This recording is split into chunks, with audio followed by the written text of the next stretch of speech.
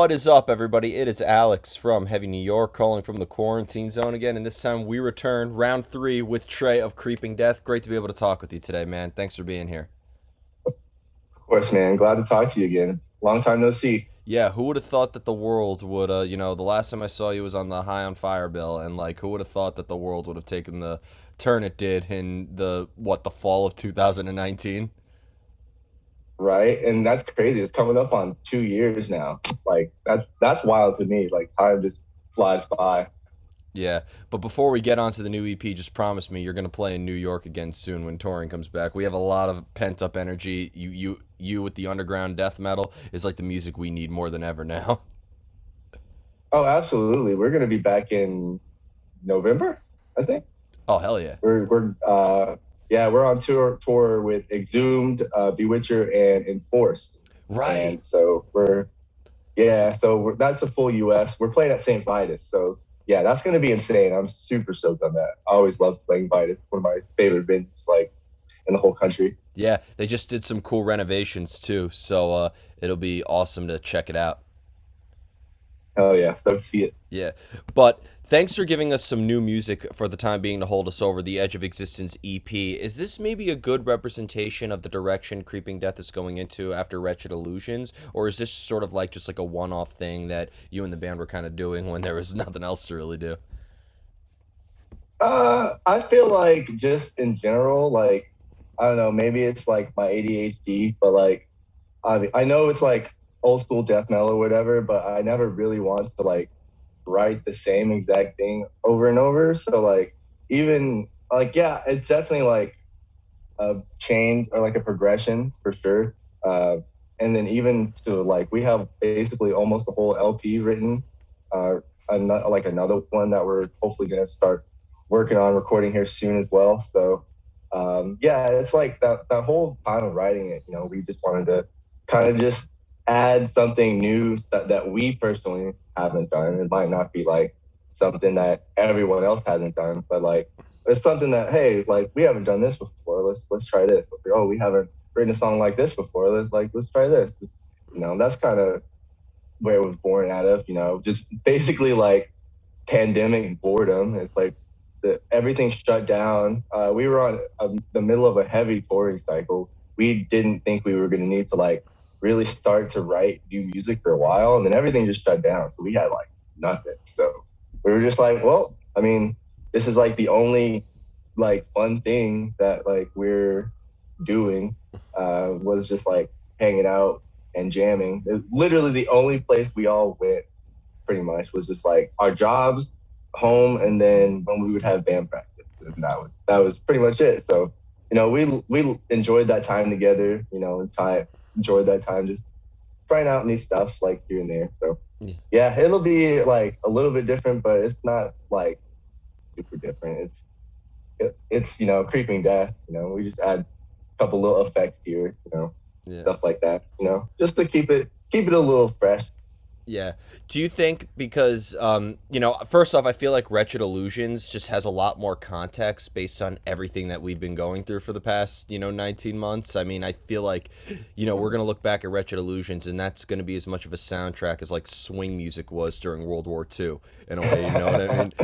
But do you think that maybe the Edge of Existence with everything that's happening now that this maybe, influenced either the sound or the lyricism or anything else? Or were you kind of like using this as like just a means of escape to kind of like pretend like there was no sort of like pandemic? Yeah. So basically, Reese, Reese, our vocalist, writes all the lyrics. Uh, Lately, like with the LP, we've been doing more writing concurrently. But with everything going on, and Reese got. I remember Reese did get COVID at like sort of the beginning of it and had it for a while. So we weren't really like around Reese for a while. So we were writing a lot of the songs for this new stuff on the EP, like sort of away.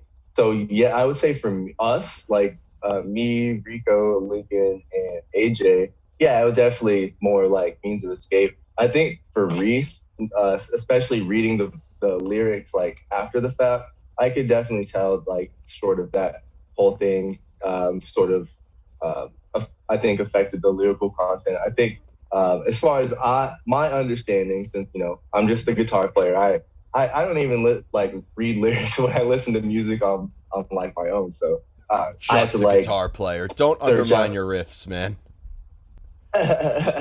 Yeah, but like so I don't really dive into the whole lyrics thing, but from what I understand, it seems to be sort of from the perspective of like someone witnessing sort of like the collapse of, I guess, humanity in a sense.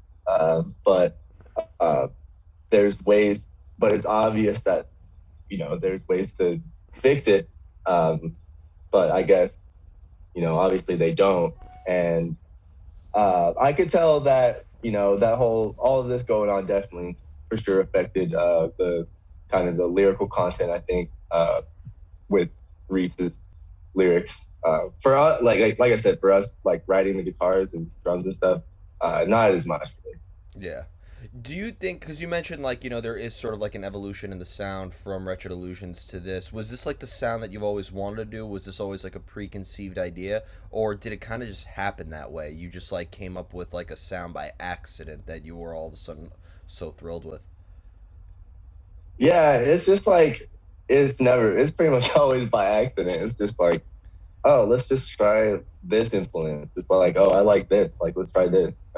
Uh, jamming with AJ, like is like he likes different kind of metals. We all obviously like the same style of metal, but he likes different bands. He brings a whole different thing too. So it's like, all of those little things here and there, I think, kind of add to it for sure. Yeah. And going out with Exhumed soon, with M. Bewitcher, and who else is on the bill? I feel so shitty for forgetting. Enforced. Enforced, yes. Yeah. All right, that is a fucking beast of a lineup right there. Just sheer brutality. I don't even know what Yeah. order. Like, obviously, Exhumed is headlining, but what's like the order of every band on the bill? Like, Uh, it's Exhumed, and then surprisingly us, not, and then Bewitcher, and then Enforced. So beginning to end, it's just like get there early and stay late because like it's gonna be entertaining, fun as hell, like the whole show. So yeah, it was. I mean, I don't know who booked this or whose idea this was, but I guess the intention. This is gonna definitely be the most brutal tour of 2021. No doubt about it. And knocking oh on yeah. wood, knocking on wood. So like, clearly the whole intention of this tour was to just deliver something with the most savage brutality, right? Yeah, I would think so. They hit us up and we were like, hell yeah, we'll be a part of that. Like Exhumed, like they've been around for a while. I love they're just fun. Like it's a fun thing. Like uh, and we're going on tour with them in the fall. We're playing a show in our hometown on Halloween with Exhumed. Like how fun is that? Like I can't. that's sick. I. So we were like, yeah, Oh God, that's gonna be the. yeah, like Yeah, it's gonna be insane. It's gonna be wacky as hell. yeah. Um, The- we're thinking of costumes right now, but uh, yeah, like and then once we heard, and especially once we heard Enforced was gonna be on it too, we were like, hell yeah! Like we played shows with them before. We know them too. They're the homies. So it was cool, and they're also a band that I personally enjoy listening to already. So when it's like it's bands that you already like, and it's easy to get like stoked on. Yeah, and mentioning costumes, I will pay you guys money when you come to Brooklyn if one member of the band is the modern day Fred Durst for Halloween. If Reese goes as Fred Durst for Halloween. Let me maybe I'll see. I'll see what Reese thinks. I think Reese had a plan for Halloween. I'm not sure what it was, but I think they had something funny that they wanted to do, but not quite sure what they have up their sleeve. But I don't Yeah, know. yeah, fair enough. I think everybody's just gonna show up as a cat I anyway. think I think Link. No. I think Lincoln. I think honestly Lincoln will probably. You could probably convince Lincoln to do it the easiest. If I'm being honest. All right, somebody Lincoln. has got to do it. Lincoln would. In terms I'll try to get Lincoln or AJ. One of them will do it. In terms of the set list for this tour, are you going to combine Wretched Illusions with the Edge of Existence EP? Or are you going to play the whole EP in full? What can we be expecting from the Creeping Death set list for this tour? Yeah, we're definitely gonna play a good mix. So the EP is 3 new songs and then 3 old songs that we re-recorded from the Sacrament of Death EP. So we're just gonna play those 3 songs plus some of the songs from the EP. I think we're gonna do 2 of the new songs from the EP, and then we're just basically gonna do a couple of songs from each each thing, just kind of like you know keep it so if you like one album more than the other, it's like you kind of got something for everyone there. We didn't want to bombard people with too much like new stuff because it's been a while since we've like toured. You know what I mean? So we wanted to like play some songs that people probably haven't heard us play, but also play a good amount of new songs. It's a pretty good mix. I think it's a pretty good set list. Definitely, definitely. Now we got all the promotional stuff out of the way, and I already interviewed you twice about the band. So we're gonna nerd out a little bit for the last portion of this interview because I think that this year has been one of Oh the yeah, best years for death metal ever. You had the new Cannibal Corpse, you had the new At the Gates, the new yeah, Carcass album is insane. So for you yeah. It's so particular, sick. what has been some of your favorite like death metal albums that have come out this year? I might be a homer here, but my homies in Frozen Soul, I think, released a ripper of an album way back in January of this year. That's still in good constant rotation. The Gate Creeper LP, definitely rotation for me. Yeah, I just heard the Carcass LP. Me and my girlfriend were actually listening to it like beginning to end, and we were like, "Damn, this rips! Like this is sick." So I really enjoyed that. Man, there's so much stuff that came out this year. Yeah, that Frozen Like, Soul album, I was saying like I was like that's gonna be the next band that follows Creeping Death. I think Creeping Death was an I Am, and now Frozen Soul. So yeah, they're killing it for sure. Like I'm trying to think of who is like there's just so much stuff. You put me on the spot, and my brain is now jumbled. But I know 200 Stab Wounds is releasing new music sometime soon. That's I'm super stoked on that. I'm just gonna say all the bands that I'm hyped on because I think they're all pretty much like either releasing or going to release new music. Undeath, like I I'm pretty just sure talked to they have them. an album coming out soon. The song that they released last was badass. So I'm hyped on that. I'm hyped on Staying with Sugar Bog. Their album came out in March. That was sick. I really enjoyed that too. So I just feel like the whole scene is kind of like bristling right now. There's a lot of good stuff coming out from a lot of places. So pretty sick. Yeah, it almost seems like with E1 too, you guys have been doing some great like promotion for death metal. I mean, didn't E1 just sign Body Snatcher? And they're more like slam oriented and but like they've been, Hmm. killing it with like this great round of death metal bands as well. Plague Years, which interviewing them during this pandemic was made a little too much sense. But like Yeah, there. I'm sure. Like, if looking back, like next time I see Eric, I'm gonna be like, "Yo, dude, that name, you. I feel like you got a little. You predicted the future a little bit too much with the name, bro. We're gonna have to settle you down. no, But yeah, I love them too.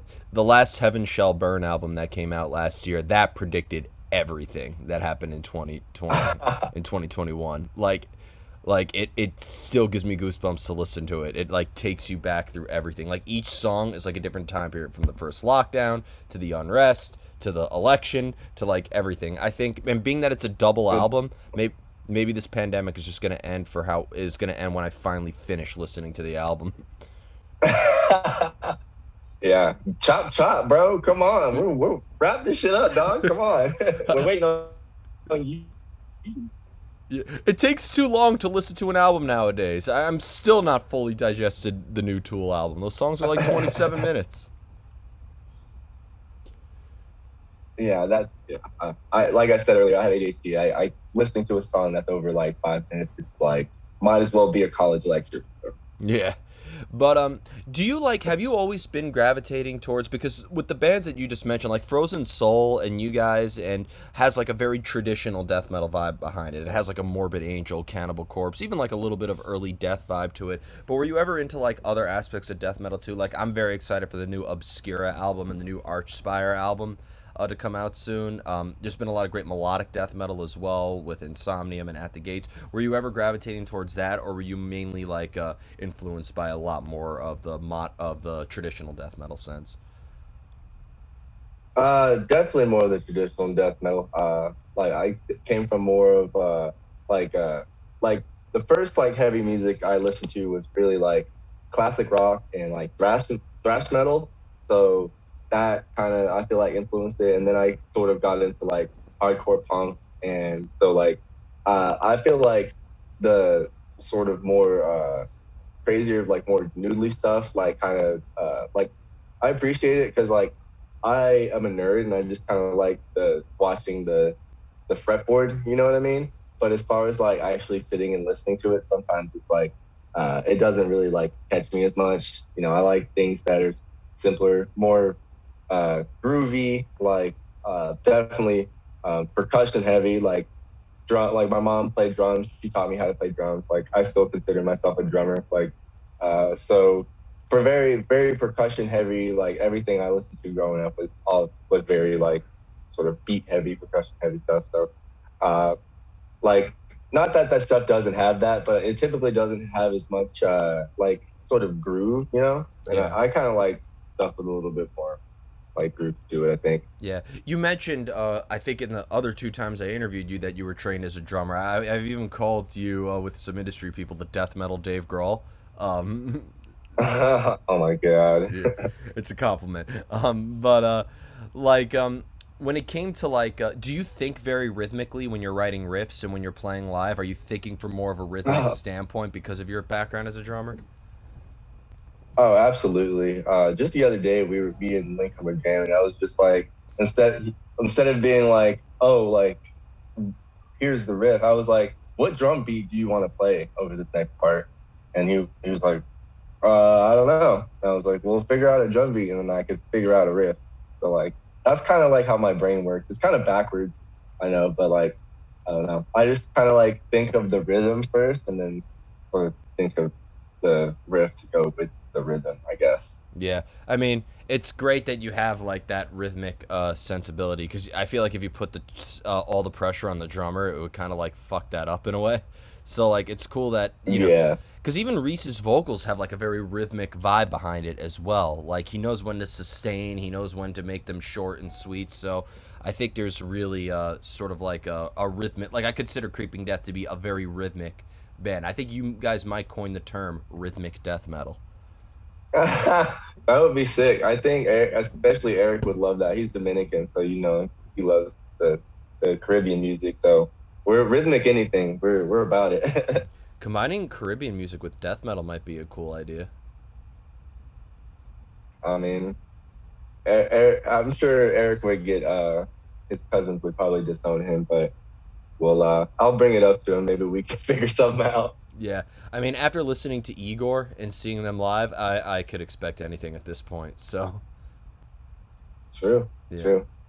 So before we go, I want to thank you so much for your time today again, and always great to see you. And I'll see you on the road with Exhumed. Is there just anything else with Creeping Death you would like to promote for this new EP?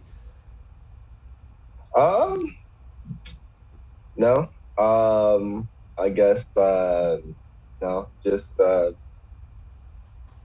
rest in peace to my friends Riley Gale and Wade Allison. We kind of dedicated the EP to them, so I guess I would just say that Riley forever, Wade forever, and just I don't know, be nice to people, be nice to each other. That's Yeah. that's really it. Yeah, I mean, actually, the last time I saw Riley, it was you, me, and him. We were at a bar after the High on Fire gig. That was a Yeah, great time. Yeah, rest in peace to an absolute legend. And I can't speak for him, but I know he'd be proud of all of you guys for representing Texas heavy metal very well. Oh, thank you, man. I really appreciate that. Yeah, of course. But thank you so much, everybody. Creeping Death. Be sure to check out their brand new EP, The Edge of Existence, coming out very soon, and catch them on the road with Exhumed, Bewitcher, and Enforce. This is Alex from Heavy New York. We'll see you next time.